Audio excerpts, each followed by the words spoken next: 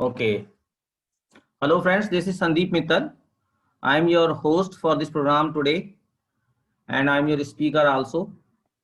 This program is being organized by Noida Management Association for the benefits, mainly for the benefits of our student members who are associated with Noida Management Association with so much of expectations and aspirations for future life. So we have decided to organize this program especially for the young members so that they should be encouraged to join such programs in future also. This is our first program and we intend to take a series of programs in future also on the similar lines on various subjects of the interest.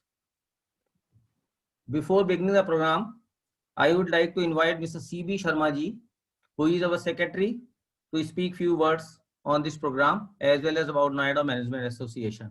C.B. Sharma ji. Sharma ji.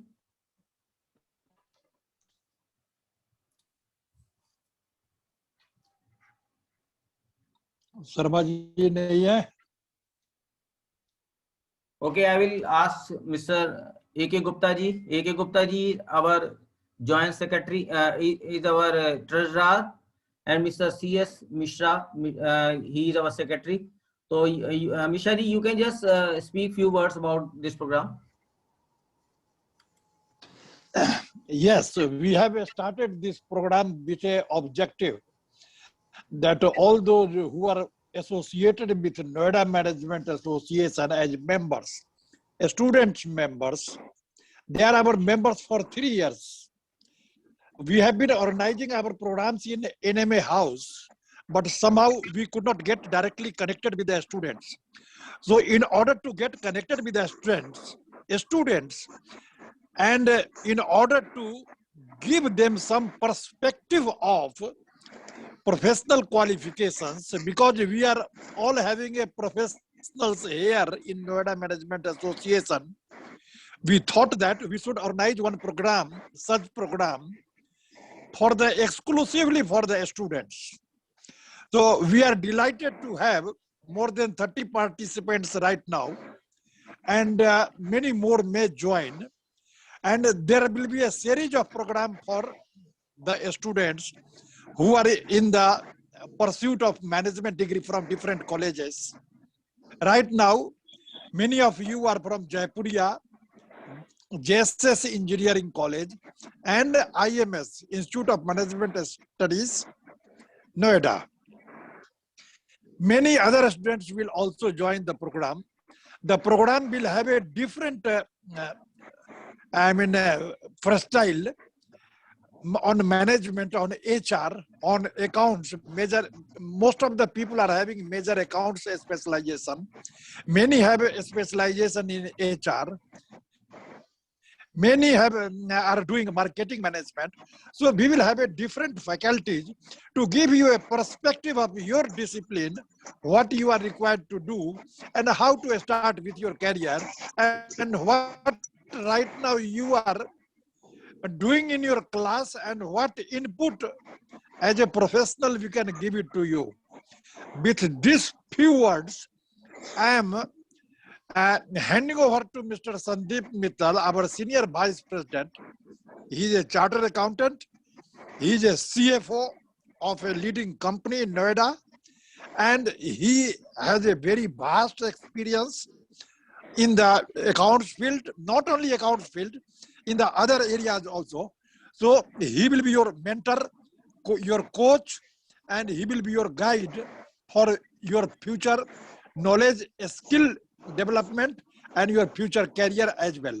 One thing more we want to tell you, that by virtue of attending this program, we are not only going to give you a certificate, we will make your interface with the industries also. So with these words, I am handing over to Mr. Sandeep Mittal. Now he will take it further to you. Thank you. All are नहीं इनका mic sir इनका audio सबका on है. Are they listening what we are telling? Yes, sir. Yes, sir. Hello. Are you all listening? Yes, sir. Yes, sir. Yes, everybody is listening. Mishra ji, everybody is listening. Yeah, okay. So Nobody take it find- forward. Yes, everybody is listening. So Mittal Sahab, you take it forward. Yes, For- thank you very much, Mishra ji. Thank you very much. So this And is, they can please. they can switch on the video also, so that we can have a direct interface with them. So basically, dear friends, dear young friends, young participants, this program is going to be a very interactive program. There is no barrier. आप लोग जिस तरह से communicate करना चाहते हैं, whatever way you want to communicate with us, you can communicate. You can communicate by writing in the chat box. You can communicate by speaking some of your opinions. आपको कोई limitations नहीं है, कहीं कुछ नहीं है. This is going to be a completely interactive program. हम चाहते हैं कि you should be vocal, you should come with the suggestions for future programs, you should come with I mean great, because ultimately what we thought in the Noida Management Association, that our young members are the future of this Noida Management Association, not only of this country, rather this Noida Management Association is also going to be governed by you in future. आज हम लोग इसको manage कर रहे हैं, कल आने वाले टाइम के अंदर आप लोग इसको मैनेज करेंगे. आप लोगों का पार्टिसिपेशन इसमें बहुत ज्यादा जरूरी है, और हम लोग उसी चीज के ऊपर हमेशा, मतलब we have been thinking so many things about you members, but हम लोगों को हमेशा ऐसा लगता है कि you are not participating into the programmes of Noida management association as much as you should definitely do the participation. So please keep your participations always on for these programs. हम लोग आगे future में भी आपके लिए programs करेंगे. What we have planned that each month on the last Saturday at within 5 to 6, you kindly keep blocked for this Noida Management Association program, जिसमें हम लोग different fields से different लोगों को लेकर आएंगे. This is not confined to the finance only. Number one, Yeah. you must understand that the finance, HR, or engineering, Marketing. or any other things, well, Marketing. all the programs are interrelated. One has to learn, when you are a student, one has to learn the each and every aspect of the subject. चाहे वो finance से related हो सकता है, technical, finance वाले को technical भी थोड़ा बेसिक्स आना चाहिए, टेक्निकल वाले को फाइनेंस का बेसिक्स आना चाहिए. मतलब this is very much required in the life. तो ऐसा नहीं है कि मेरे को अगर फाइनेंस है तो मैं सिर्फ फाइनेंस ही जानूंगा, टेक्निकल मैं जानूंगा नहीं. You must learn Excel, you must learn Word documents, or different type of programs if you are a finance guy. So nobody is limiting you for your potentials. So you must use your potentials to the maximum. हमारे इस programme के अंदर there are so many people, I mean there are so many students, there are so many members associated with the association right now. कुछ ऐसे भी हैं who are not associated, and you will be delighted to know that that there are participants as far as from California in USA. Mr. Kushagra is there from California right now. He is with us. Mr. Prakhar is there. He is from Florida.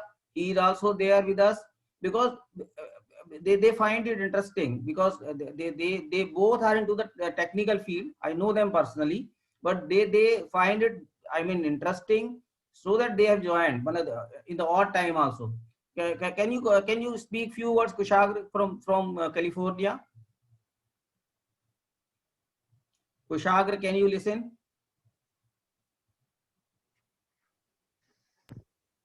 Hello. Yes, Kushagra. On कर दीजिए ना, उनका audio on कीजिए. Audio on है, मेरे को लगता है उनकी पास आवाज नहीं. प्रखर, can you listen to me? Yes. Hi everyone. Prakhar from Florida. Yes. Can you hear me? Yeah. Yeah. Hi everyone. So how much how do you find this? How do you think that this program should be attended by you? Why do you think like that? I feel it's a very interesting topic. Cash flow management was something I really wanted to learn, understand, and how these things work. I am from an engineering field, but I thought that knowledge in something like in a topic like this will also benefit me in some way or another. So really excited and looking forward to learn more about this thing. Kushagra, can you hear? Can you hear Kushagra? You can just see that the excitement of the students, actually they are in the odd time. In Florida it is 7:30 in the morning. Kushagra is from California, it is 4:30 in the morning, and they are joining at this odd time. So this again shows the interest being shown in the subject, because this subject is a universal subject. If I come to the subject of this program, this is cash flow management. Basically, this I will start a slideshow right now. I will share the slideshow for the benefits. Just give me a minute.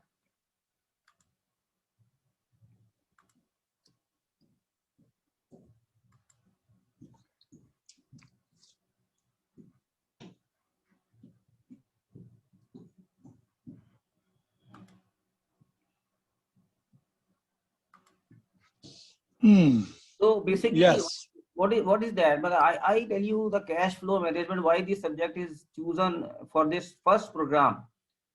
Cash flow is something which is an integral part of each and every person, be it student, be it some elder person, be it some old age, be it some young, be it some rich, be it some poor, be it some anybody. मतलब आप ये मतलब you can just say it like this, that cash flow starts from the very childhood. आप लोगों को आपके parents वगैरह आप रिमेम्बर करेंगे, अगर आपके पेरेंट्स जब when you were 5-6 year old 7 year old, आपके पेरेंट्स आप लोगों को पॉकेट मनी दिया करते थे कि आप ये लीजिए pocket money, and you get the pocket money in the beginning of the month, या some time in the month, and at that moment of time the cash flow thought process starts basically in your mind, even at that childhood age also. आप सोचेंगे उस समय कि ठीक है, हमको भाई 2000 रुपीज हमको कैश मिला है, तो हमको ये कैश मिला है तो हमको इसके अंदर इतना पैसा मोबाइल में डालना है, इतना पैसा हमको सिनेमा में देखना है, पिक्चर देखना है, इतना पैसा हमको अपने फ्रेंड्स के साथ पार्टी करनी है, इतना पैसा हमको नेक्स्ट मंथ के अंदर हमको एक नया मोबाइल खरीदना है, तो I should save that money for the future expenditure, for the future capital expenditure. So this starts from the very beginning, the childhood itself. I mean this cash flow management. उसी time पर हम लोग सोचना शुरू कर देते हैं, तो ये सब मतलब this begins very early age. So and this keep on going the entire life of the person. Cash flow management. Cash flow एक इंटीग्रल पार्ट है, like day and night each and every rich आदमी है वो भी सोच रहा है कि उसको कितना कहाँ से पैसा मिलेगा, कहाँ जाएगा, कैसे खर्चा करना है. पुअर आदमी भी सोच रहा है, if a person earn less, एक vegetable vendor is there sitting road side, he is earning the whole day, at the end of the day he is counting the money and making a cash flow for the next day, कि ये इतना पैसा मुझे मिला है and I am going to spend this much of money at this place, यहाँ पर लेना है, ये खर्च करना है, ये खर्च करना है, ये खर्च करना है, like this. So this process start from the very beginning itself. तो this is the importance of the cash flow. घर में आप देखेंगे आपके पेरेंट्स होते हैं, आपके father mother whosoever, I mean parents, earnings आती है घर के अंदर, सैलरी आती है या फिर बिजनेस से इनकम आती है, जो भी कुछ करके आती है. Your parents prepare a budget, I mean cash flow for the house as well. Budget बनाते हैं, budget and cash flow are integral, मतलब दोनों आपस के अंदर. तो उस समय बनाते हैं कि भी ठीक है, ये इतना पैसा आया है, ये इतना फीस में बच्चों के जमा करना है, इतना पॉकेट मनी देना है, इतना ग्रोसरी खरीदना है, इतना ये और चीजों में देना. So this is the process जो कैश फ्लो चलता है. So basically this cash flow management इसलिए इम्पोर्टेंट समझा गया, and this is the reason that in the very first topic we thought that we should talk about the cash flow management. So now this is the index, what you can you all see this slide show, I mean screen के ऊपर आप देख पा रहे हैं? शर्मा जी आप, CB Sharma, Mishra ji आप देख पा रहे हैं? Mishra ji, can anybody confirm? आप देख पा रहे हैं? Yes, sir. You are seeing, okay. Yes, sir. So this is the index. Basically this is the index what we are just beginning with. We shall be talking about what is cash flow, some basic concepts. आप लोग बीच बीच में बोलते रहिए, मतलब you never, कुछ पूछने की कुछ करने की मतलब ऐसा कुछ नहीं है। You be I mean care free, बिल्कुल आराम से बात करिए, आराम से सब कुछ समझिए, आराम से जो भी कुछ आपको, ये कोई क्लासरूम नहीं है, इसके अंदर कोई एग्जामिनेशन नहीं है, इसके अंदर कोई there is nothing, I mean, है ना, you are just sitting like at your home, अभी है ही है डेफिनेटली होम के ऊपर, and you be at home like that, very comfortable जैसे होते हैं उसी तरह से करके आप बात करिए, there is no limitations. So in the beginning, we are just going to discuss about what is cash flow, basically what is cash, basically why cash flow management is required, why this is required, तो थोड़ा हम बात करेंगे उसके ऊपर कि क्यों चाहिए, how this cash flow is managed, how some basic ideas कि किस तरह से what should be the idea, some techniques and tricks। Cash flow के अंदर in business parlance there are some techniques जो हम लोग किया करते हैं, जो हम लोग अपनी प्रोफेशनल लाइफ में करते हैं, तो हम लोगों ने सारी टाइम इसी चीज को किया है, तो we will be sharing with you, and definitely in future those tricks and techniques will be very helpful in future for you all students। so वो हम लोग बात करेंगे इस तरह से करके। so basically now we start with basically what is cash। What is cash? Cash, जब हम कहते हैं कैश, तो कैश लोग सोचेंगे क्या कि चलो there is some currency, we will thought immediately हमारे माइंड में आएगा करेंसी के बारे में कि okay some rupees there, some 1000, 1000, 10,000, 1 lakh, 10 lakh, 1 crore या something like that, it will come something like that कि there is some cash. But when we talk about the cash in business parlance, business के reference में जब हम cash की बात करते हैं और जब हम cash flow की बात करते हैं, when we are just discussing the cash flow of the business, then there is slightly difference। What is cash? Cash means hard cash, of course, cash in chest, जो हमारे पास में है, जो कैश इन हैंड जो हम बोलते हैं, जो हम नॉर्मली समझते हैं currency in chest, in the cash box, that is a cash. उसके अलावा जब हम कैश फ्लो की बात करते हैं, देन द बैंक में जो पैसा है, the bank balances which are lying to the bank in current account, that those money is also considered as cash in cash flow statement। now we are coming towards the cash flow statement basically, okay, and this is slightly towards the business perspective कि business में कैसा सोचते हैं हम, घर में कैसे सोचते हैं वो हम बात कर चुके, घर में इतना ही सोचते हैं, बस घर में अपनी पर्सनल लाइफ में हम उतना ही सोचते हैं। हमारी पॉकेट में कैसा है उसमें भी थोड़ा बहुत ये सोचते हैं कि चलो हमारा कैश फ्लो मैनेजमेंट करना है, हमारी पॉकेट में इतने पैसे हैं, हमारे सेविंग अकाउंट में इतने पैसे हैं, टोटल हमको इतना खर्चा करना है, ईयर इतना सेविंग्स करनी है, तो उसमें भी हम लोग बैंक बैलेंस को इंक्लूड करते हैं कहीं ना कहीं। तो इसी तरह बिजनेस में भी इंक्लूड करते हैं, कैश होता है, then bank balance is there, then another point is marketable security। what is marketable security?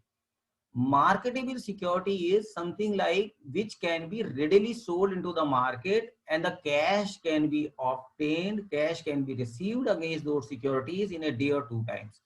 आप लोगों ने फाइनेंस के लोगों ने तो काफी ही सुना होगा, शायद नॉन फाइनेंस लोगों ने कम सुना होगा कि लिक्विड बॉन्ड होते हैं या फिर अल्ट्रा शॉर्ट टर्म फंड्स होते हैं, या ये इस तरह के होते हैं कि या फिर इक्विटी के अंदर इन्वेस्टमेंट होता है। ये बेसिकली क्या होता है कि द सरप्लस मनी जो एक टाइम पर हमारे पास है किसी कारण से भी, that surplus money is invested into the share market with the intentions in future whenever the money will be required, that money will be converted to the cash। Bank में पैसे उसके आ जाएंगे। तो this is the point। so marketable security is also considered in cash flow statement जब हम अपना cash flow statement बनाएंगे। Credit limits का आप लोगों ने काफी बार फाइनेंस के लोग थोड़ा जानते हैं, लेकिन दूसरे को ये भी मैं थोड़ा सा बता देता हूँ कि बैंक से हम लोग जैसे लोन्स लेते हैं, क्रेडिट लिमिट्स लेते हैं, लोन नहीं क्रेडिट लिमिट्स लेते हैं। क्रेडिट लिमिट्स मीन कि जैसे कैश क्रेडिट लिमिट लेते हैं। कैश क्रेडिट लिमिट क्या होता है कि बैंक नॉर्मली बिजनेसेस को पैसा एक लिमिट असाइन कर देते हैं कि अगेंस्ट आपकी जो सिक्योरिटीज है उसके अगेंस्ट में अगर आपको चाहिए हम आपको X amount at your call we will give to the business. अगर आपने हमें कहा जी हमारे को 10 लाख रुपया चाहिए, आपकी लिमिट है 10 लाख रुपया, you at any moment of time, at any point of time you can withdraw that 10 lakhs of rupees from the bank without any without nobody asking you why you need this money, because you are spending that money into the business. इसलिए वो credit limits भी हम cash flow statement में count करके चलते हैं. Now promoters fund, what is promoters fund? Promoters funds इन कि जो हमारा कैपिटल है, basically when you are starting a business, तो शुरू के अंदर ही प्रमोटर जो भी बिजनेस स्टार्ट करते हैं कुछ कैपिटल लगाते हैं, तो वो कैश फ्लो के शेप में ही आती है. सबसे शुरू में जो आता है, जब हम कैश फ्लो बनाते हैं, तो cash flow basically begins with promoters fund. वहीं से शुरू होता है कि किसी ने लिया बिजनेस शुरू किया कि चलिए मेरे को एक ग्रोसरी शॉप खोलनी है, वो अपने पास से अपने डिफरेंट सोर्स से उस ग्रोसरी शॉप का बिजनेस करने के लिए 10 लाख रुपए लेकर आए. उन्होंने कहा कि this is the 10 lakhs of rupees, I am just going to start the grocery business. तो वो 10 लाख रुपए उसका फर्स्ट जो पैसा लेके बिजनेस में शुरू करते हैं, that start the beginning point of the cash flow. So cash flow में क्या हुआ? Cash flow is hard cash, bank balance is again is considered as cash, marketable security is cash, credit limits is cash, and promoters fund is cash. मैं यहाँ थोड़ा सा बताता हूँ, finance के लोग थोड़ा जल्दी समझ जाएंगे, दूसरा नहीं समझेंगे. what is not cash, cash क्या नहीं होता है. अगर हम एक सेकंड के लिए उसको टच बेस कर लेते हैं इसके अंदर, जैसे बैंक गारंटीज लिमिट बैंक देते हैं कि सपोज यू वांट टू, जहाँ पे साबुन है वहाँ है, और कहाँ है? यहाँ वो रखी उसके हाथ में था. तो what I was saying कि मैं जब सबसे रिक्वेस्ट करूंगा कि अगर किसी आप अपने म्यूट कर दें, जिसको क्वेश्चन पूछना है वो अपने को अनम्यूट करके क्वेश्चन कर सकते हैं, ठीक है. There is no limitation on that. तो सभी के बेनिफिट के लिए अच्छा रहेगा. ओके, बैंक गारंटी हम आपको बता रहे थे. Bank guarantee is what is bank guarantee? Bank guarantee क्या होता है कि सपोज आई हैव टू पे सम मनी टू समबडी, मेरे को किसी को देना है पैसा, बट वो मुझको कहता है कि भाई मुझे तो आपके ऊपर ट्रस्ट नहीं है कि you will be paying the money on such and such date. Then what I will do is I will go to my bank, I will ask my bank कि आप you on my behalf you guarantee this person कि भाई आपको इतनी तारीख को पैसा मिल जाएगा. तो वो उस बैंक ने बोल दिया, जो जिसको भी मुझसे पैसा लेना है, मेरे को उसको बोला कि भाई आपको संदीप मित्तल जो हैं इतनी तारीख को पैसा दे देंगे, ये उन्होंने बोल दिया. So this guarantee is not a cash. So this is one example. तो ये इसमें कैश फ्लो में नहीं काउंट होता है कहीं पर. Okay, now we come to the next slide. Why cash flow management is required. अब ये आते हैं कि हमने आफ्टर करना क्यों है कैश फ्लो, करना क्या दिक्कत आ गई है, क्या हो गया कैश फ्लो. बहुत से लोग तो सोचते हैं मेरे अब मान लिया हम पर्सनल कैश की बात लेते हैं, बहुत से लोग सोचते हैं मेरे पिताजी के पास तो बहुत सारा पैसा है, बहुत पैसा है, मैं कितना भी खर्चा करूंगा करता जाऊंगा. देखिए कैश फ्लो किसी को भी चाहिए. You might be having unlimited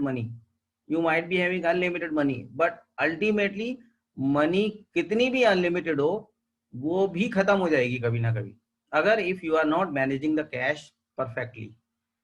कोई चीज एंडलेस कभी नहीं होती है. तो ये भी एक मतलब this again is a fact कि even if the richest person is there, उसके माइंड में भी अपना कैश फ्लो होता है. जो रिचेस्ट पर्सन होगा ही also comes with the cash flow. तभी वो आप लोग कभी न्यूज पढ़ते हैं, न्यूज़पेपर में पढ़ते हैं, बहुत सारी स्टोरीज पढ़ते हैं, उसने उसको इतना पैसा लैंड किया, उसने उससे इतना पैसा लिया, उसने उसको ये किया, उसने उसको ये किया. And all these stories are about the rich people only. वो लोग कैश फ्लो मैनेजमेंट ही होता है उन लोगों का. उनको ये फंड्स चाहिए होते हैं, यहाँ से पैसा लो, वहां पर पैसा दो, ये करो वो करो. This is a part of the cash flow only. So cash flow हर एक को चाहिए. सो बिजनेस के पार्लेंस में अगर हम बात करते हैं, why this cash flow management is required. Cash flow management is required for the day to day operation. Simple सी बात, ग्रोसरी शॉप है, ग्रोसरी के अंदर सुबह ग्रोसरी खरीदनी है, सारे दिन ग्रोसरी बेचनी है, बड़ी मंडी से जाके ग्रोसरी लेके आनी है, देन होल डे ग्रोसरी बेचनी है, and eight the end of the day फिर अपना कैश को टैली करना है. अरे मॉर्निंग में इतना लेके चले थे, इतने पैसे आए हैं, इतने पैसे बच गए हैं, इतने पैसे वेंडर को दे दिए हैं जिससे हमने खरीदा था. So this day to day operation के लिए कैश चाहिए. उसके अलावा किस लिए चाहिए? Growth in the business. Growth in the business means कि अगर आप एक एक्स लेवल के ऊपर बिजनेस करते हैं, you want to take this business to X1, आपने बिजनेस को बढ़ाना है, then again you need the cash. आपको कैश चाहिए, फंड्स चाहिए आपको. सो ग्रोथ करने के लिए you need regular cash inflow. आपने काफी सुना होगा आजकल ये कंपनी को वेंचर फंडिंग मिल गई, इस कंपनी को इतनी वैल्यूएशन, कोई एक्स अमाउंट ऑफ वैल्यूएशन हो गया है और उसको इतने मिलियन डॉलर का वेंचर फंड मिल गया। बेसिकली दैट वेंचर फंड मिल गया का मतलब उनको कैश फ्लो मिला है, they have received the cash. उसके अंदर शायद फाइनेंस के लोगों ने कभी कभी ध्यान दिया होगा, उसके अंदर ये लिखते हैं वो लोग, this much is against cash और this much of investment is against equity या something like that. So basically they are interested in the cash flow, the cash component of the funding. So growth in the business, for this growth of the business, cash flow is required. Expansion is almost same thing. This is slightly duplicacy. Expansion means growth in the business is x+1 और x के ऊपर उसको बढ़ाना। Expansion का मतलब the entire business is slightly, you are just trying to expand that into different horizon, into different regions, into different places. तो multiple type से कुछ ग्रोथ एंड एक्सपेंशन हो सकता है। Now we come to the return to the stock holders. ये क्या चीज है? Basically it is something like that, कोई भी बिजनेस क्यों किया जाएगा? बिजनेस किया जाएगा प्रॉफिट अर्न करने के लिए। Basically why the person should invest into the business, why A share holder should invest into the business, why A venture fund, जो वेंचर फंड देते हैं, why funding institutions should invest into the business. They would like to earn some return or that investment किसी time के ऊपर। तो basically cash flow के अंदर हमको कहीं ना कहीं we have to make the provisions that we are able to make some return to the shareholders in the form of dividend, in the form of some sharing of the profit या something like that। Partnership होगी तो उसमें partners profit दिया जाएगा, वो भी cash flow होगा। So again, the return to the stakeholders means ki who are the owner of the business, who do have the stake into the business, they are the stakeholders. So stakeholders को देने के लिए भी cash चाहिए again. So these are some of the broad parameters of the cash flow, why this cash flow management required. So the in activities को manage करने के लिए कि हम ये सारे काम कर पाए, डे टू डे ऑपरेशंस कर पाए, एक्सपेंशन और ग्रोथ ऑफ द बिजनेस के लिए पैसा हम रख पाए, return to the stake holders के लिए हम कैश वो रख पाए। इसके अंदर कुछ डेली एक्टिविटीज हो सकती हैं, कुछ पीरियडिकल एक्टिविटीज हो सकती हैं। Cash flow return to the stake holders में भी ईयरली एक्सरसाइज और क्वार्टरली और मंथली एक्सरसाइज। एक्सपेंशन की एक्सरसाइज में भी yearly exercise. But ultimately you have to prepare a cash flow, you have to be ready with the cash flow कि इस particular horizon के साथ में हम अपने inflows को कैसे मैच करेंगे। So this is the reason why this cash flow management is required. So this is one point. Now we go further in the next point.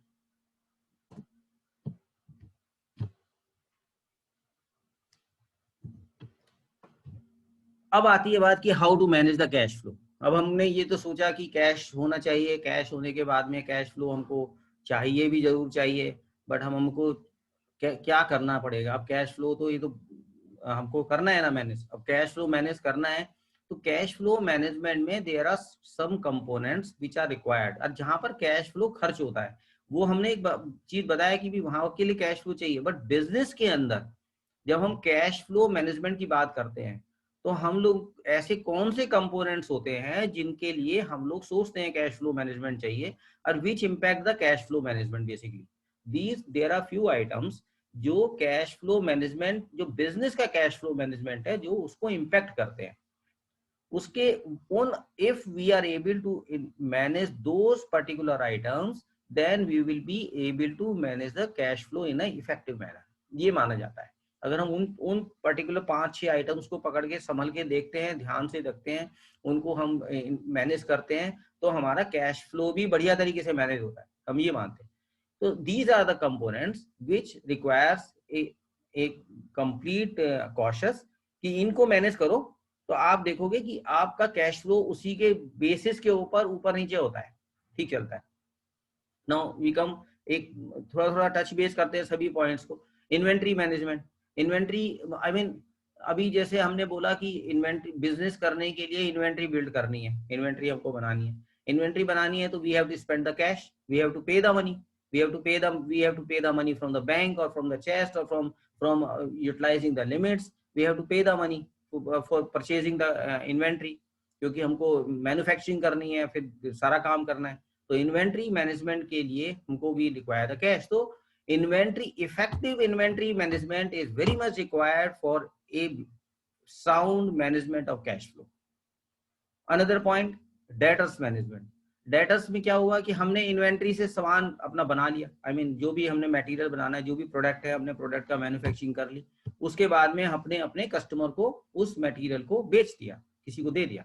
Then अब उसके बाद में क्या होगा कि जब हमने किसी को सेल आउट कर दिया, तो जो जिसको सेल आउट कर दिया वो हमारा डेटर बन गया, कस्टमर हमारा डेटर होता है. तो दूसरा कंपोनेंट ये पैदा होता है, ये बनता है, सामने आता है कि debtors management is again a very important to I mean line item, जिसको हमको मैनेज करना है. इफेक्टिव डेटर्स मैनेजमेंट से हमारा कैश फ्लो प्लस माइनस होता है. ये हम आपको दिखाएंगे, अगली स्लाइड में दिखाएंगे कैसे होता है. अभी आप 5-6 पॉइंट जो मैं आपको बता रहा हूँ, जस्ट थोड़ा सा ध्यान करिए क्या चीज नहीं. Vendor management is what? Vendor management is, अभी जैसे हमने कहा कि इन्वेंट्री बिल्डअप करनी है आपको, तो you have to buy the product from the market. आपको रॉ मटेरियल खरीदना है और स्टोर्स आइटम्स खरीदने हैं, डिफरेंट आइटम्स खरीदने हैं. तो vendor management, you have to pay the money to the vendors. तो आपको वेंडर मैनेजमेंट पर ध्यान देना है कि आपको किस तरह से पे करना है, आपको क्या उनके साथ में कैसी रिलेशनशिप करनी है, कैसे पे करना है, क्या करना है, कब पे करना है. तो बेसिकली ये सारी जो आप पॉलिसी बनाएंगे, ये आपकी कैश फ्लो को इम्पैक्ट करेगा. कैपेक्स मैनेजमेंट, अब अभी हमने बात की कि एक्सपेंशन करना है और या हमको ग्रोथ इन द बिजनेस करनी है, then this will require the capex means capital expenditure.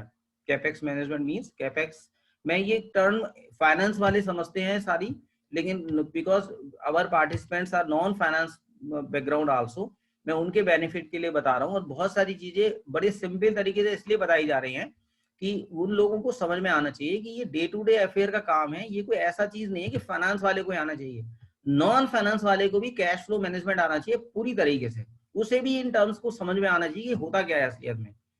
Capex management, हम लोग कैपिटल एक्सपेंडिचर को शॉर्ट में फाइनेंस में कैपेक्स बोल देते हैं, आप इतना सा मान के चलिए बस.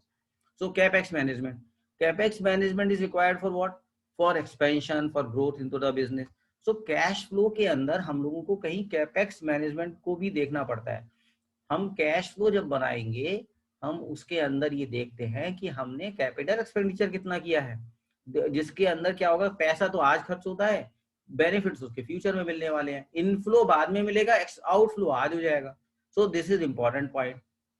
Distribution of funds is what?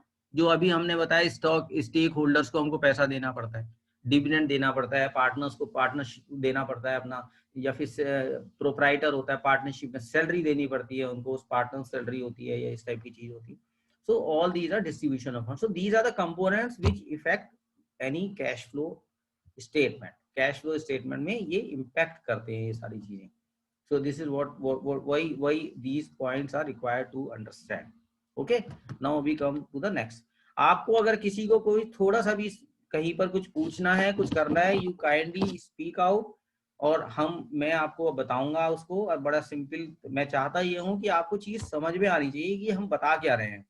मतलब इसमें कोई ऐसा नहीं है कि किसी को हेजिटेट करने की जरूरत है. किसी को भी अगर पूछना है तो आप उसको पूछिएगा. नाउ अगेन इसी के अंदर दूसरा चीज है रेशो. वहां हम लोगों ने थोड़ा बात की एक्सपेंडिचर का, कैश फ्लो के एक्सपेंडिचर साइड की हमने बात की, डेटर्स मैनेजमेंट, वेंडर मैनेजमेंट. अब ये रिसोर्सेज की बात कर रहे हैं. कैश फ्लो में यही होता है ना, रिसोर्सेज होते हैं, कहाँ से तो पैसा आएगा, कहाँ पैसा जाएगा, बोथ आर इंपॉर्टेंट. सो ये हम बात करते हैं रिसोर्सेज और कैश फ्लो की. कहाँ कैसे कलेक्शंस को हमको देखना है, फिर हमको बैंक लिमिट्स के बारे में देखना है, बैंक में कितनी लिमिट्स है, बैंक में कितना पैसा है, हमको कलेक्शन मतलब कस्टमर से कितना पैसा हमको मिल रहा है, ये हमको चेक करना है. हमको एडवांसेस कितना मिल रहा है, मिल भी कितना रहा है, और देना कितना पड़ रहा है. मिलने का मतलब देयर में भी सम कस्टमर्स जिनको हम बोलेंगे भाई पैसा हमको दे दो पहले, उसके बाद ही हम तुम्हें मटेरियल का सप्लाई करेंगे, तो वो एडवांसेस हमारे को आ गया. कुछ एडवांसेस ऐसा होता है जैसे हम बोलते हैं, हमारा वेंडर हमको बोल सकता है भाई पैसा हमें पहले एडवांस पे दे दो, उसी के बाद आपको मटेरियल देंगे आपकी प्रोडक्शन के लिए. तो ये हमारा आउटवर्ड एडवांस हो गया. प्रमोटर्स शेयर होल्डर्स का, प्रमोटर शेयर होल्डर से जो पैसा हमारे को, जैसे डिस्ट्रीब्यूशन ऑफ फंड हमने किया मींस कि we are just distributing, we are giving the money to the promoters. Promoter share holder में वो वी कैन, प्रमोटर हमको दे भी तो सकते हैं ना, हमारे इन्फ्यूज कर सकते हैं हमको। वेंचर फंड जैसे मैंने अभी आपको बताया, I mean they are just funding the business, funding the venture fund को हमने अप्रोच किया, we are just establishing this business and we need the funds. Venture fund ने हमारे बिजनेस को असेसमेंट किया, उसने उसको देखा अच्छा ये तो बिजनेस अच्छा है, in future this business is likely to do very very good, तो उन्होंने क्या किया, उन्होंने हमारे को उसके अगेंस्ट में पैसा दिया। तो सो this is basically this again is a I mean source. Just a minute, let me see. Okay then, so this again is venture fund is the resource of cash flow.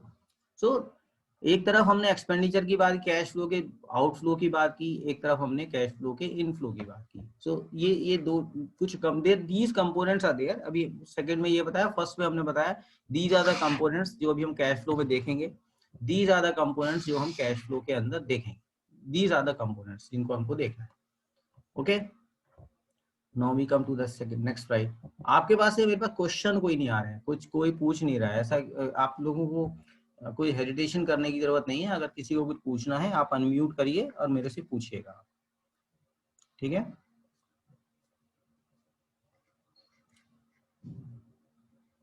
आप लोग सुन पा रहे हैं अच्छी तरीके से? Yes.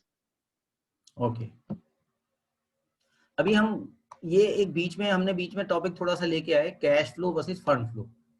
कभी कभी थोड़ा कंफ्यूजन होता है, कैश फ्लो और फंड फ्लो क्या एक ही चीज है, ये सोचते हैं। फंड कैश, फंड कैश, कभी हम कहते हैं फंड्स आ गए, कभी हम कहते हैं कैश आ गया, कभी हम कहते हैं ये है कि क्या है, फंड्स क्या है, कैश क्या है, ये क्या है, क्या मतलब अपने हम।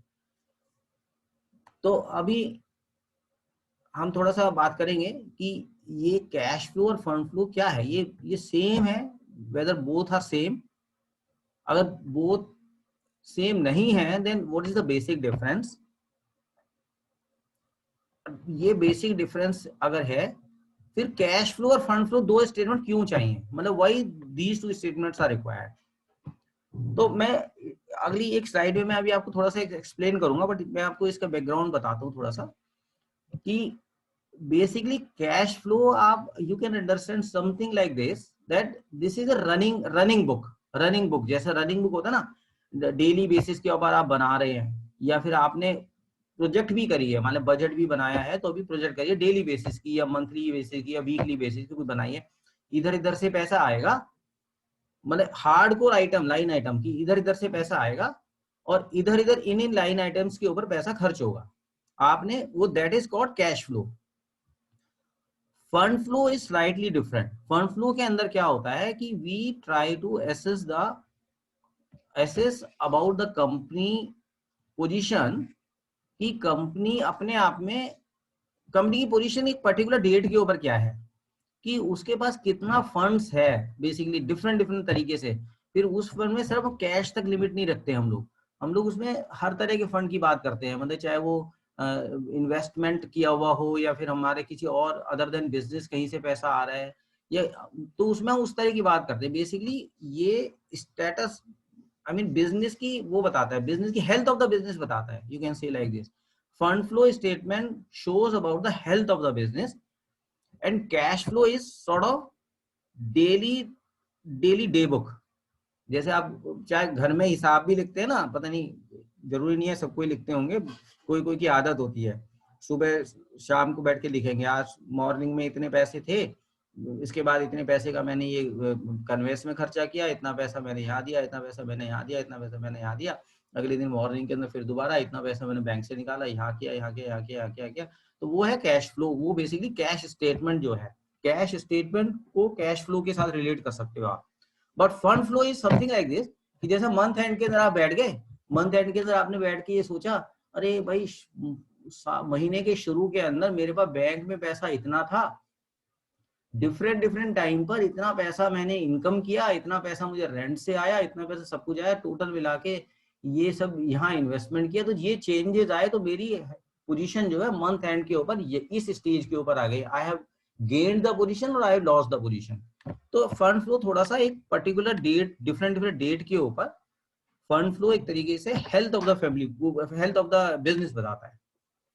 नाउ ये अभी नेक्स्ट साइड में जो मैं आपको थोड़ा सा एग्जांपल दूंगा, you will be able to understand the difference, इसमें क्यों ये स्टेटमेंट चाहिए। ये तीनों आंसर मैंने वैसे दिए आपको, स्टेटमेंट दोनों स्टेटमेंट, ये 2 स्टेटमेंट इसलिए चाहिए कि वो डेली रनिंग कैश बताता है और सेकंड वाला हेल्थ ऑफ द बिजनेस बताता है एक पर्टिकुलर टाइम के ऊपर। ये दिस मैं इसके ऊपर 5-7 मिनट लूंगा, इसको थोड़ा सा मैं एक्सप्लेन करूंगा। This is one of the example, I mean जो कैश फ्लो फंड फ्लो इसका एग्जांपल है। तो इसको अगर आप समझ लेंगे तो पूरा कंसेप्ट आपको समझ में आ जाएगा कि है क्या चीज। देखिए ये लेफ्ट साइड में ना कैश फ्लो बना हुआ है, ये सारा, ये कैश फ्लो स्टेटमेंट बना हुआ है ये, और ये फंड फ्लो स्टेटमेंट बना है। इन दोनों का रिलेशन भी मैं आपको बताऊंगा, आप देखेंगे दोनों में फाइनल रिजल्ट सेम आ जाता है। कैश फ्लो स्टेटमेंट को अगर आप ध्यान से देखेंगे तो क्या हुआ, हमने कहा अप्रैल मई जून, हमने 6 मंथ का बनाया, ज्यादा ये 12 महीने का भी हो सकता है, हमने सिर्फ 6 मंथ का कैश फ्लो बनाया। कलेक्शन फ्रॉम कस्टमर, ये है हार्ड कोड, इतने पैसे मिले हैं हमको, this is the money we have received from the customers in our bank account. RTGS हो सकता है, बैंक से चेक आ सकते हैं, उन्होंने कैश भी हो सकता है हमारे को दिया हो। So this is the money we have received from the customer. This is the money we have received from rentals, rental भी एक अकाउंट हेड हो सकता है कि हमने कोई जगह से हमको रेंटल मिलता है। This is the money we have received from the bank as a loan, ये हमने दिखाया क्योंकि बैंक ने शुरू के अंदर हमको लोन दिया था, तो जो हमने लिमिट अवेल की उसके बाद में तो लिमिट तो एक ही बार हमने पूरा पैसा ले लिया, 40,000 रुपीज बैंक ने हमको दिया, हमको मिल गया। 60,000 रुपीज हमको प्रमोटर ने कैपिटल लगाया, छोटा सा बिजनेस हम कर रहे हैं, तो हम लोगों ने ये 60,000 लिया, तो 2,05,000 रुपीज हमारे पास आ गया अप्रैल के अंदर। So these items are the cash receipt items के ऊपर के तरफ आ गए। यहाँ आप नीचे हम पेमेंट दिखा रहे हैं, स्टैट्यूटरी पेमेंट जैसे जीएसटी पेमेंट हो सकता है, आप सेल कर रहे हैं तो आपको जीएसटी जमा करना है, कस्टमर की इनवॉइसेस वगैरह आप कर रहे हैं, आपने स्टाफ रखा है उसकी सैलरी आपको देनी है, वेंडर्स का पेमेंट देना है जो मटेरियल आपने खर्च किया, इंटरेस्ट का पेमेंट, आपने लोन लिया है बैंक से तो आपको इंटरेस्ट का पेमेंट करना है, मंथली इंटरेस्ट हो सकता है बैंक का लगता हो, रेंट का आपको पेमेंट करना है। यहाँ तो रेंटल आपको किसी चीज का मिल रहा है, बट यहाँ ये हो सकता है कोई आपने कोई प्लेस जगह ली है जिसका आपको रेंट देना पड़ रहा है, खर्चा ट्रेवलिंग पर कर रहे हैं आप, कैपेक्स, आई मीन जितने भी एक्सपेंडिचर आइटम्स होते हैं, all the expenditure items are explained in this cash flow statement as it is. यहाँ से पैसा आ रहा है इन जगह, देयर में भी अनदर आइटम आल्सो, और भी हो सकते हैं आइटम, इधर इधर आइटम से पैसा आ रहा है और इन आइटम्स के ऊपर पैसा खर्चा हो रहा है। ठीक है, सॉरी एक मिनट, तो इन आइटम्स के ऊपर पैसा खर्चा हो, तो हम रनिंग बुक बना रहे हैं। अप्रैल, ये अप्रैल मई जून की हो सकती है, डेली भी हो सकती है ये कि भाई पता लगा 21 मई की है, ये 22 मई की है, तो डेली बेसिस की भी हो सकती है, ये मंथली भी हो सकती है, ये वाली कि कुछ भी हो सकती है, depending upon the business, depending upon the requirement, जो प्रमोटर है या जिसको इसको देखना है कि किस फ्रीक्वेंसी पर देखना है, ये कितनी भी हो सकती है, डेली भी हो सकती है। तो डेली के अंदर हम बोलेंगे कि भी इतना कलेक्शन आया, इतना रिसीट आया, इतना ये आया, इतना, सो हमने यहाँ पर बोला हमने लास्ट के अंदर कि this is the surplus deficit of the month, 2,05,000 minus 144, 61,000 का सरप्लस, ये हमारा क्लोजिंग हो गया। नेक्स्ट मंथ में चला गया।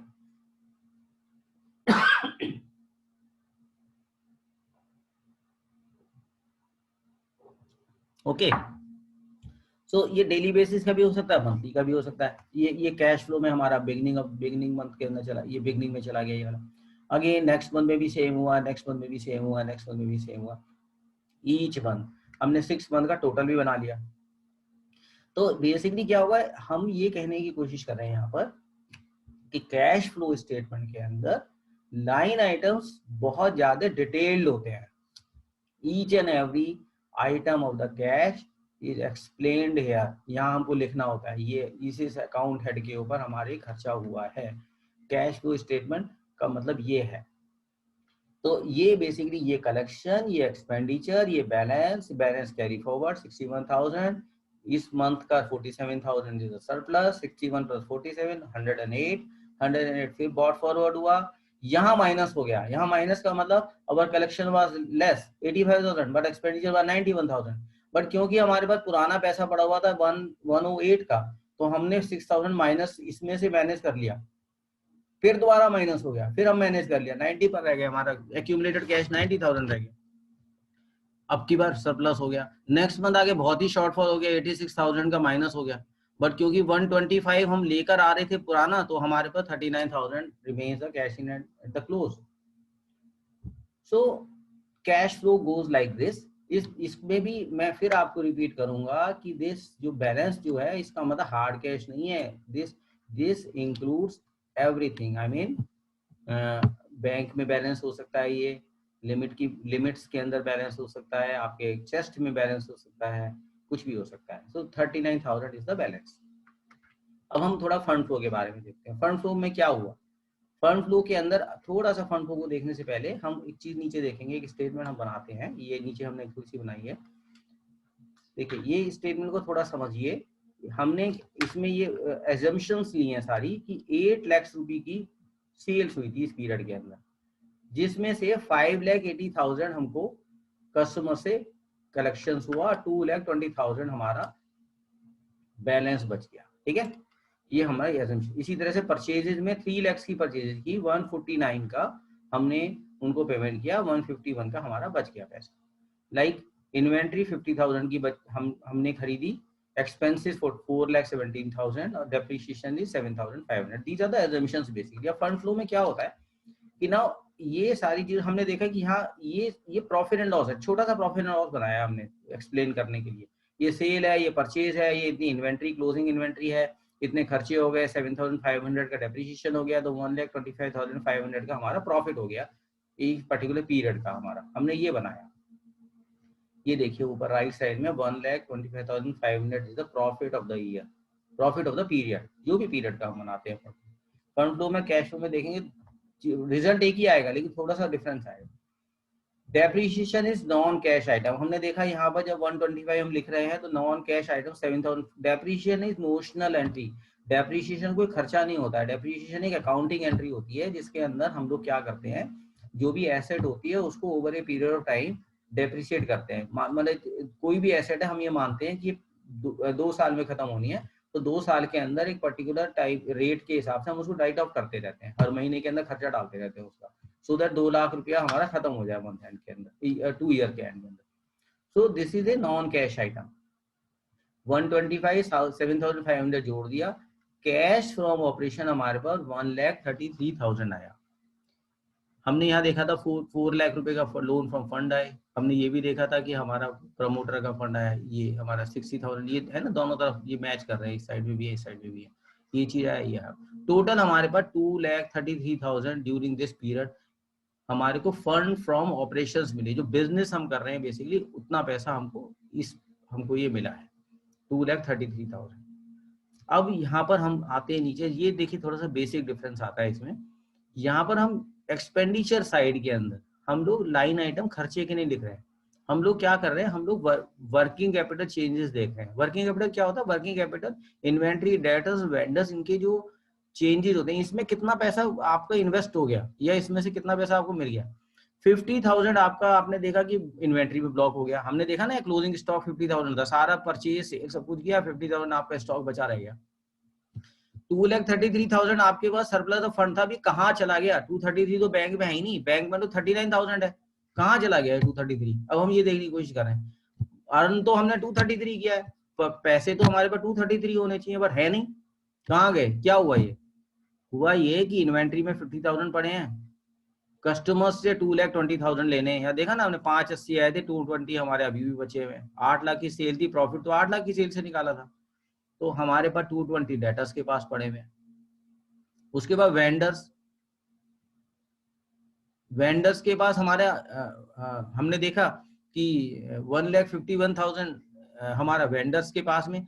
क्या हुआ कि वेंडर्स को अगर हमने कम पेमेंट किया है तो मतलब हमारे को पैसा बच गया, हमने इन्वेंट्री तो ज्यादा ली बट पैसा कम दिया, तो हमारे को पैसा बच गया, इसलिए वो माइनस में है। बेसिकली वो रिसोर्स है, वो कैश आया है उस एक तरीके से, हमारे हाथ में रह गया पैसा। हमने मटेरियल तो ज्यादा आ गया हमारे पास सर्कुलेशन करने के लिए, बट पैसा कम दिया, तो वो जैसे ये 220 हमने प्लस में दिया तो 151 माइनस में दिया, इसीलिए this is reduced basically. So net impact is 1,19,000 हमारा वर्किंग कैपिटल में चला गया। ये 3 आइटम जो होते हैं ना, इन्वेंट्री, डेटर्स, वेंडर्स, इनको अकाउंटिंग पार्लेंस में वर्किंग कैपिटल बोलते हैं। these 3 items are jointly together are called working capital के कंपोनेंट होते हैं ये। तो इन तीनों का फाइनल इम्पैक्ट हुआ 1,19,000। अब इसके बाद और आगे देखते हैं। हमने देखा कि भी 233 के फंड का सोर्सेस था, जिसमें से 190 तो हमारा वर्किंग कैपिटल में चला गया। अब ये 75,000 देखिए कैश फ्लो में दिखा हुआ है, ये रहा कैपेक्स के अंदर 75,000 रुपये दिया हमने, वो इधर आ गया कि कैपेक्स में हमने 75,000 दे दिया। इन्वेस्टिंग एक्टिविटीज इसलिए लिखा गया है नहीं, जीरो हमने इसलिए लिखा है। इन्वेस्टिंग का मतलब कई बार जैसे होता है कि अगर यहाँ पर 61,000 आ रहा है, प्रमोटर सोच सकता है कि अरे यार इतना 61,000 फंड क्यों रखना है, चलो इसके अंदर से 20,000 रुपये इक्विटीज में लगा देते हैं। अभी आपको बताया था ना शुरू के अंदर, इक्विटीज होता है, इक्विटीज इज लिक्विड कैश, वो कैश फ्लो के अंदर अकाउंट होता है। तो अगर मान लो वो फंड उसमें लगा देते तो यहाँ पर एक लाइन होती है, यहाँ पर एक fund invested into liquidity funds, equity share capital, यहाँ पर एक लाइन होती है, और वो यहाँ पर आता है इन्वेस्टिंग एक्टिविटीज में। इन्वेस्टिंग एक्टिविटीज को इसलिए बोलते हैं कि बेसिकली वो प्राइमरी ऑब्जेक्टिव नहीं है बिजनेस का, वो प्राइमरी ऑब्जेक्टिव नहीं है, वो इन्वेस्टिंग एक्टिविटी है। वो एक तरीके से प्राइमरी एक्टिविटी तो सेल परचेज करना है बिजनेस के अंदर। Investing activity means surplus fund is there, that surplus fund is being invested somewhere to earn some return. So उसकी अकाउंटिंग अलग करके हम लोग इन्वेस्टिंग एक्टिविटी दिखाते हैं कि ऑपरेशनल इनकम इतनी है, कैश फ्लो इतना है, इन्वेस्टिंग एक्टिविटीज के अंदर एप्लीकेशन और रिटर्न जो भी कुछ है इतना है।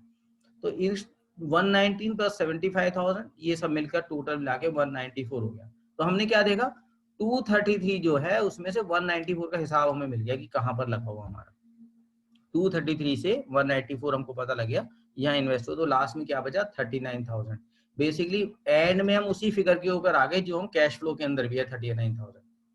हमें अब समझ में आ गया कि असलियत में जब हम ये 39 हम ये यहाँ पर जिस देखिए कैश फ्लो फंड में ये डिफरेंस होता है, जब हमने कैश फ्लो बनाया तो हमें ये नहीं पता लग रहा हमारा पैसा लग कहाँ गया। हम कह रहे हैं 6,80,000 रुपए हमारी कलेक्शन आई थी, 6,41,000 ये गया, 39 ही चला गया, ये कहाँ चला गया, मतलब कहाँ रखा हुआ है पैसा। अब हमको यहाँ समझ में आया कि हमारे को टोटल 39,000 तो हमारे पास है, वो इसलिए है कि इस जगह पर इन्वेस्ट हुआ है पैसा जो फ्यूचर के अंदर कैश फ्लो जनरेट करेगा।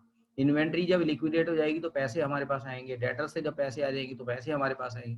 233 यहाँ इन्वेस्टेड है, असल में बिजनेस में 233 अर्न किया है आपने।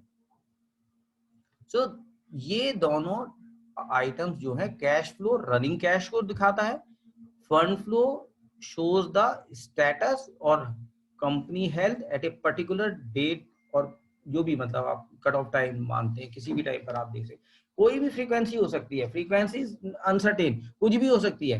कोई बिजनेस के अंदर कहते हैं जी आप कैश फ्लो बनाइए डेली, इवन फंड फ्लो भी डेली बनाइए, ये भी हो सकता है। ये मतलब किसी प्रमोटर की रिक्वायरमेंट हो सकती है, नहीं जी आप तो 15 दिन में बनाइए, कोई कहता नहीं आप 1 महीने में बनाइए। ये डिपेंड करता है कि how frequently you want to see the position of your company. आप कैश फ्लो कितनी जल्दी जल्दी देखना चाहते हैं, फंड फ्लो कितनी जल्दी जल्दी देखना चाहते हैं, ये सारा चीज उसके ऊपर डिपेंड करता है।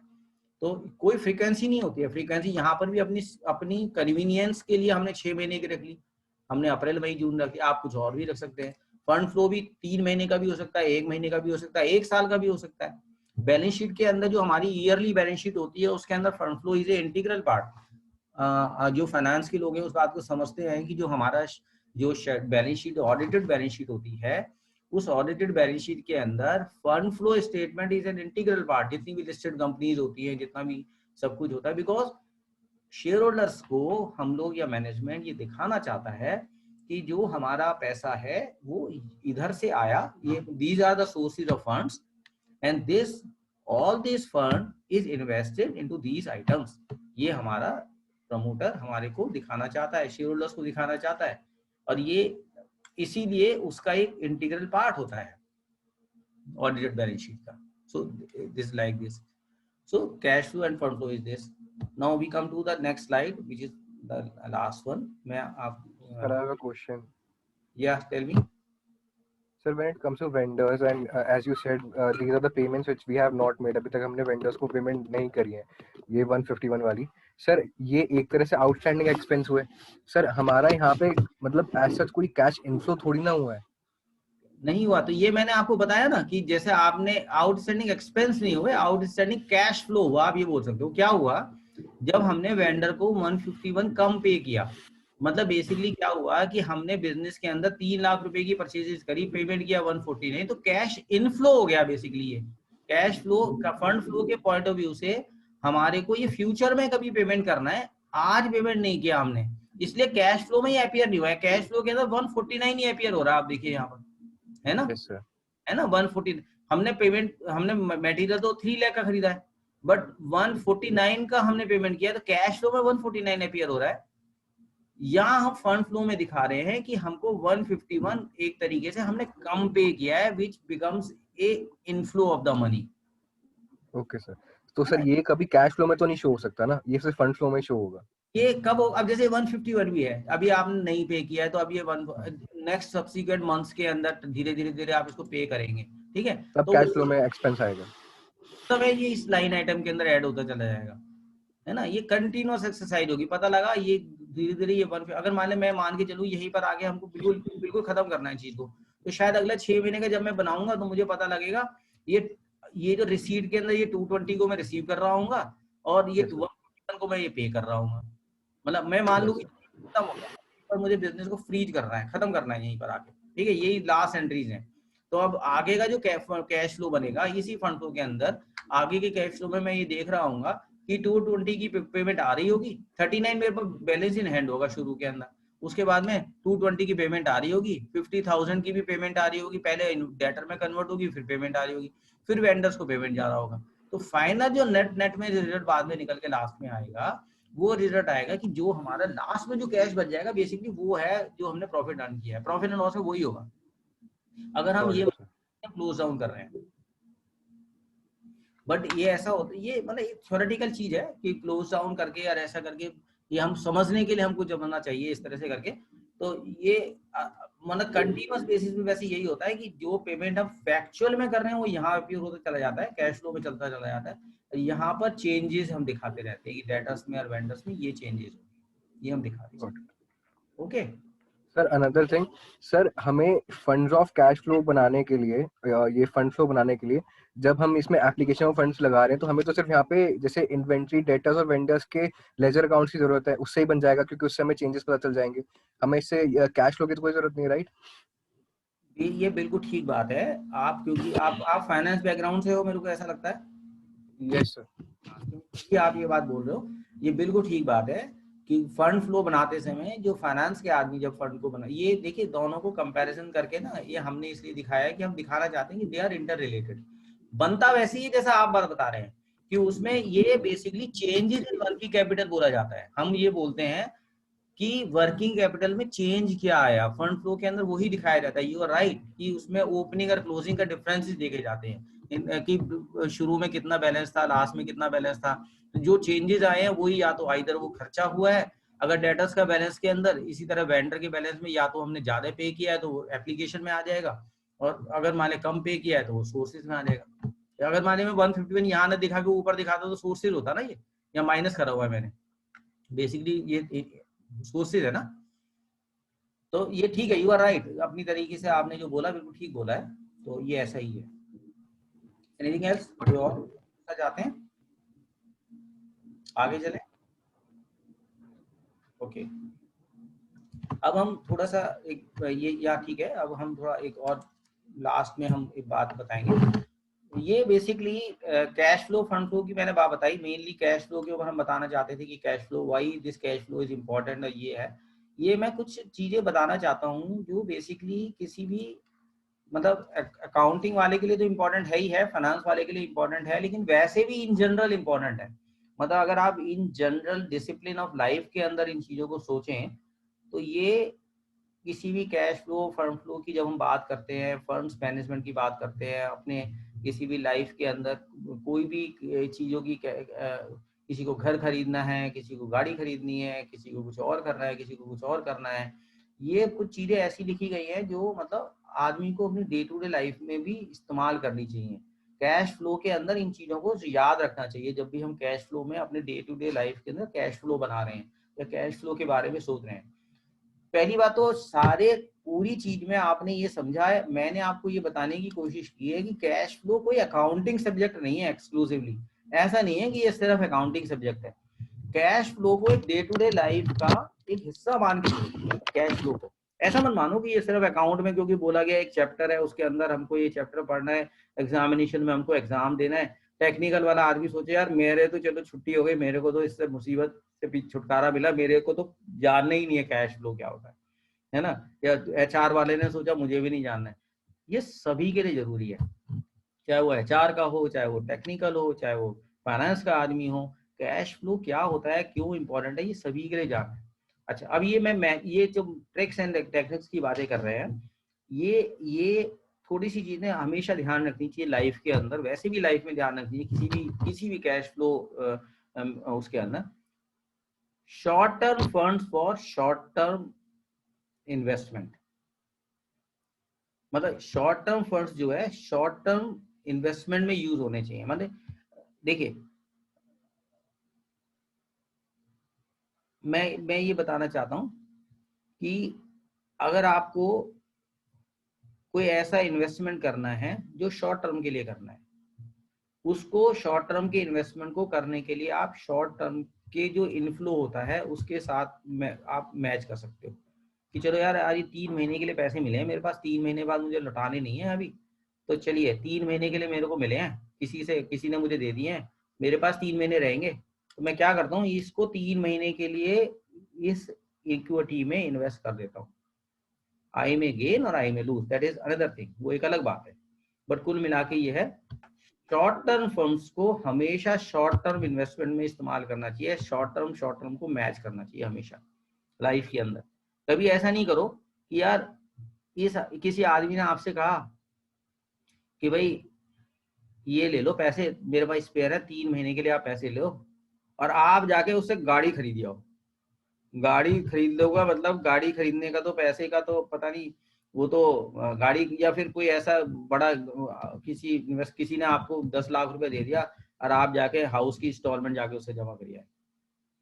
ये काम नहीं करना चाहिए कभी। शॉर्ट टर्म फंड्स को शॉर्ट टर्म इन्वेस्टमेंट में करना चाहिए, लॉन्ग टर्म फंड्स को शॉर्ट टर्म और लॉन्ग टर्म में करना चाहिए। लॉन्ग टर्म का क्या कंसेप्ट होता है, लॉन्ग टर्म को लॉन्ग टर्म में तो करना ही चाहिए, but certain component of long term fund short term के लिए भी इस्तेमाल करना चाहिए, मतलब शॉर्ट टर्म के लिए रखना चाहिए। जैसे मान लिया आपको 10 लाख रुपया कहीं से मिल गया, मान लेते हैं, पता है आपको ये 10 लाख रुपया मिला है और आपके पास परमानेंटली रहने वाला है ये वाला, तो उसमें करना ये चाहिए आदमी को, डिसिप्लिन कुछ ऐसा करना चाहिए कि चलो इसका 10% ना 10 लाख रुपए का 1 लाख रुपया तो मैं अपने सेविंग अकाउंट में रख लेता हूँ और 9 लाख रुपया मैं किसी फिक्स डिपॉजिट्स में जमा कर देता हूँ। ये मैं ये बिजनेस के पार्लेंस में नहीं बता रहा हूँ, मैं आपको पर्सनल उसमें बता रहा हूँ। ये इसी तरह की चीजें बिजनेस में भी सेम ऐसा ही होता है कि आपको एक लॉन्ग टर्म, जैसे टर्म लोन मिला आपको बिजनेस के लिए, टर्म लोन मिला तो टर्म लोन का मतलब क्या होता है, बिजनेस एक्सपेंशन के लिए आपको बैंक ने टर्म लोन दिया, ठीक है। तो वो जो टर्म लोन है, उस टर्म लोन के अंदर आपको मशीनरी और वो सब तो खरीदनी ही है, जितना भी कुछ खरीदना है, बट जो शॉर्ट टर्म का कुछ उसका एक कंपोनेंट होता है जो जनरली वैसे बैंक ऐसा करते हैं, उसको प्रमोटर मार्जिन करके मांग लेते हैं वो लोग, बैंक अपने पास से नहीं देते हैं, प्रमोटर मार्जिन करके इन्वेस्ट करवाते हैं, वो पैसा शॉर्ट टर्म के लिए इस्तेमाल होता है। तो long term fund should be utilise for short term need and long term need. Short term need 10%, 15%, 20% जो भी कुछ हो सकता है, बाकी को 80% को आप लॉन्ग टर्म में करो। तो short term should be for the short term only, not for the long term. Long term should be for the short term as well as long term, ये करना चाहिए।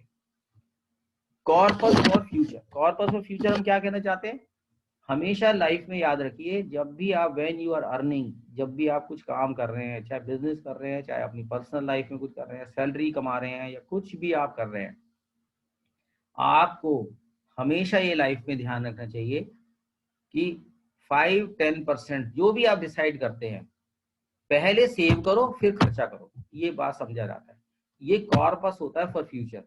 आपने अगर डिसाइड कर लिया कि I have to save 10% of my salary each month, then that 10% should be spent on the day one. The day you receive the salary, you spend that 10% into the investment mode, जहां पे आपको invest करना है, जिस जगह भी आपको रखना है, कॉर्पस फॉर फ्यूचर आपको क्रिएट करना चाहिए। ये सब मैं आपको कैश फ्लो के लिए बता रहा हूँ, ये सारी चीजें। कैश फ्लो जब आप स्टेटमेंट अपना पर्सनल लाइफ का भी कैश फ्लो बनाओगे ना, अपना भी कैश फ्लो बनाओगे, सैलरी का कैश फ्लो बनाओगे, मेरी इतनी सैलरी मिलती है, मुझे कहाँ का खर्चा करना है, तो आपको 10%, 5%, 1%, 2%, 25%, 50%, वॉट एवर इट इज, जो भी आप अफोर्ड कर सकते हैं, जो भी आपका सर्कमस्टांसेस आपको परमिट करती हैं, आपको उस कैश फ्लो स्टेटमेंट के अंदर कॉर्पस फॉर फ्यूचर की एक लाइन आइटम जरूर जोड़ के रखनी है, जरूर लिखनी है उसके बीच के अंदर। तो दिस इज अनदर थिंग। इसी उसके अंदर एक और एक कंसेप्ट आता है, avail full credit period. Full credit period का मतलब ये है, आजकल कंज्यूमरेंस का जमाना है, मतलब consumer he is the king, ये वाली बात हो रही है। क्रेडिट कार्ड्स मिलते हैं आपको, उसके अंदर आप देखते हैं कि 45 डेज का, मतलब होता है कि 50 डेज तक का भी शायद होता है, 50 डेज का क्रेडिट पीरियड आपको मिलता है, ये सब मिलता है। बहुत सारे आपको कुछ ऐसे भी होते हैं कि कुछ चीजें ऐसी होती हैं, आपको खरीदते हैं, आप वो कहते हैं कि आप इसको आज खरीद लिया, 30 डेज के बाद पेमेंट कर दीजिए।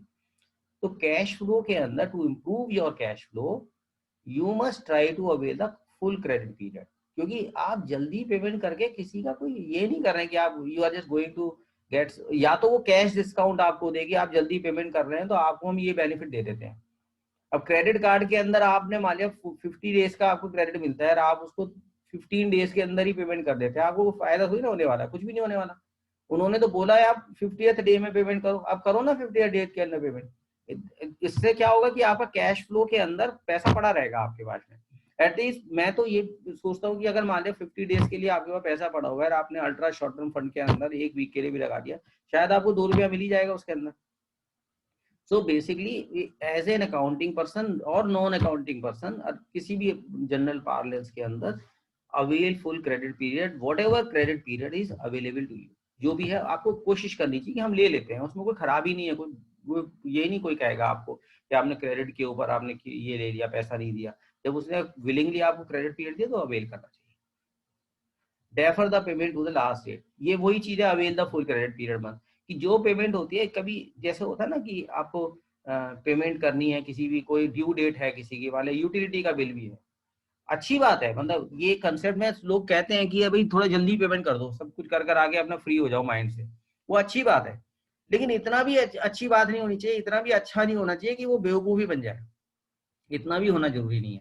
मतलब अगर मान लिया किसी क्रेडिट बिल, अगर किसी यूटिलिटी बिल की डेट 15 मई मान लिया दिया है और आपको बिल आया है, बिल के ड्यू डेट, बिल के में अभी भी 20 दिन बचे हुए हैं पेमेंट करने के लिए, तो कोई बात नहीं ना, 5 दिन पहले पेमेंट कर देना, 15 मई से पहले 10 मई को पेमेंट कर देना।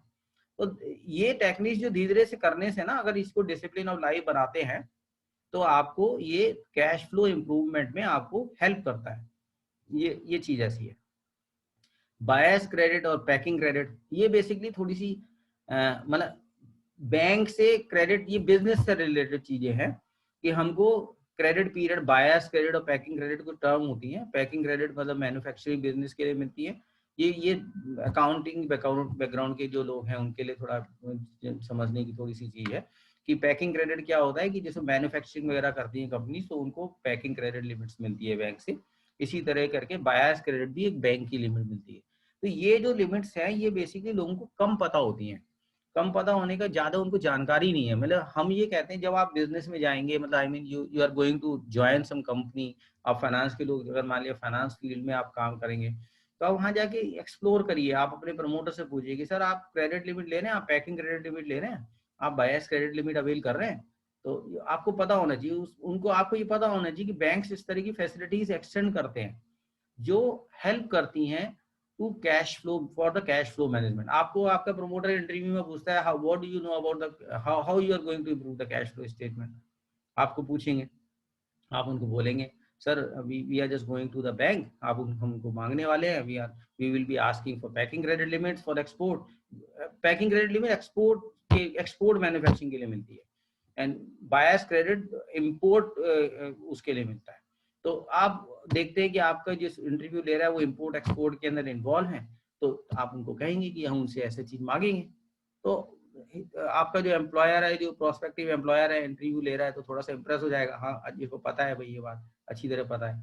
तो ये चीजें हैं जो आपको थोड़ी सी इन जनरल पता होनी चाहिए, जो मैं आप इसमें बताने की आपको कोशिश कर रहा हूँ कि cash flow management is a day to day affair, चाहे वो फाइनेंस का आदमी हो, चाहे वो नॉन फाइनेंस का आदमी हो, चाहे वो टेक्निकल हो, चाहे वो नॉन टेक्निकल, कैसा भी आदमी है, सभी के लिए cash flow management is very very important, जो सभी को ध्यान करना है।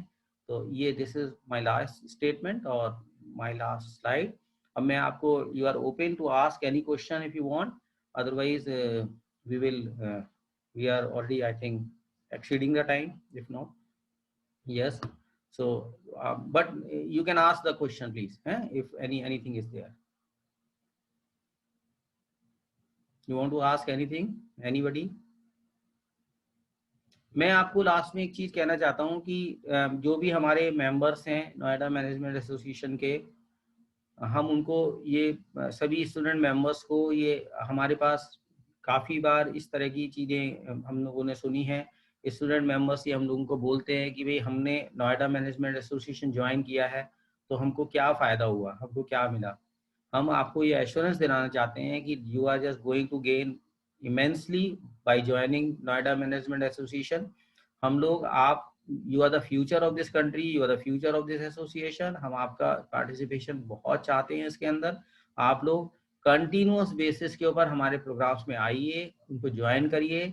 बहुत लर्नेड लोग हमारे साथ जुड़े हुए हैं, बहुत एजुकेटेड लोग जुड़े हैं, और आप लोग नॉलेज शेयरिंग करिए।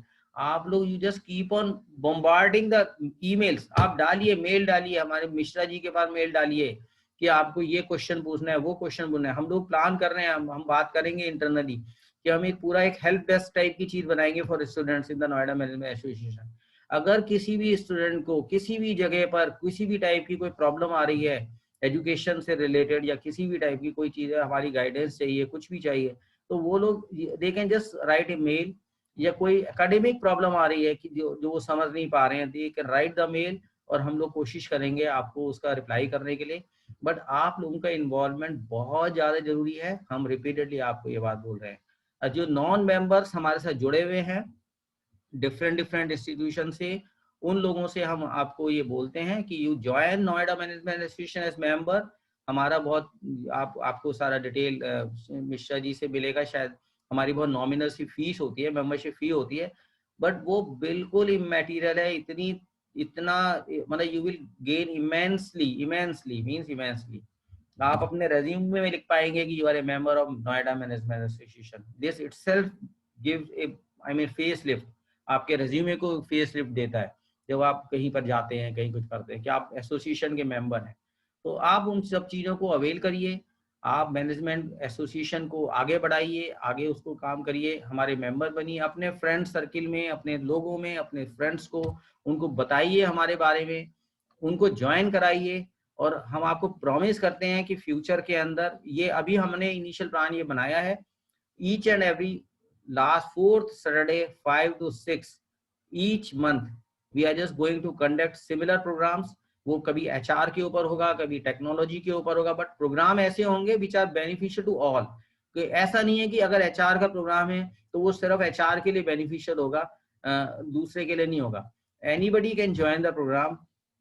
Cross functional, cross I mean domain, लोगों को नॉलेज होनी चाहिए आपस में एक दूसरे के बारे में कि दूसरा जना क्या करता है, कैसे करता है।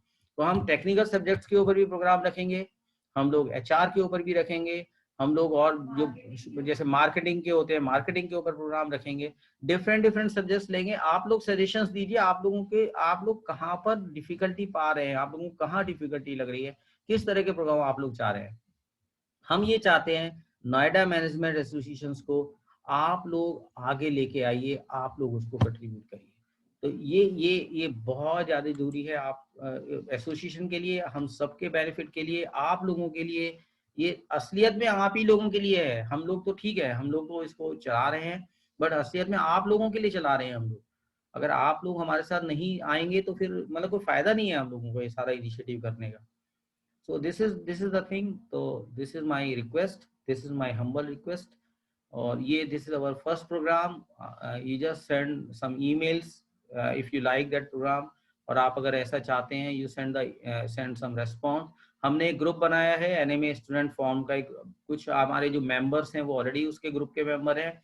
हम ये चाहते हैं अगर कोई नॉन मेंबर बनना चाहते हैं मिश्रा जी से इमीडिएटली आपके पास आज मेल आया होगा उनका ज्वाइन करने के लिए. आप उस मेल को रिस्पॉन्ड करिए, अपना मेंबरशिप फॉर्म मंगाइए, मेंबर बनिए, फॉर्म के अंदर आइए. रिपीटेडली आपको you will be just getting updates definitely. This program Simplifiling is a sort of, I mean, this is a initiative, I mean a startup sort of thing जिसको हम लोग चला रहे हैं. बेसिकली स्लाइडली थोड़ा सा कह सकते हैं कि दिस इज माई प्रोजेक्ट. हम इसके अंदर भी आप लोगों का कंट्रीब्यूशन लेंगे डिफरेंट टाइम के ऊपर. इसके अंदर ये this is a sort of startup जो हम लोगों ने अभी इनिशिएट किया है.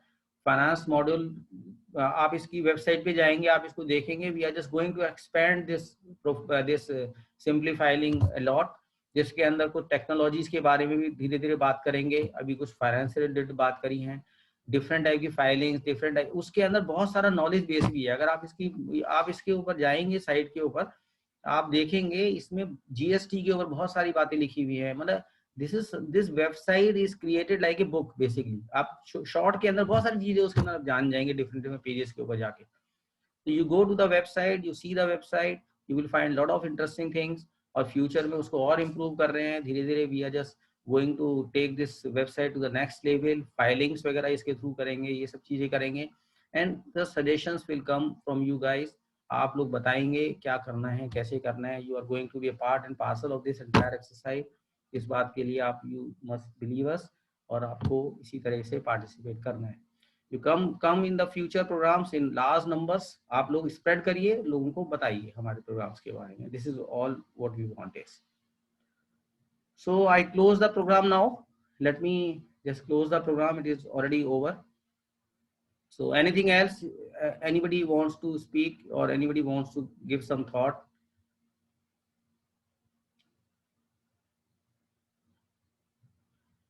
So I close the program now. Thank you very much. Thank you very much and see you in the next program sometime. Okay. Thank you very much. Thank you, sir. Thank you very much. Bye.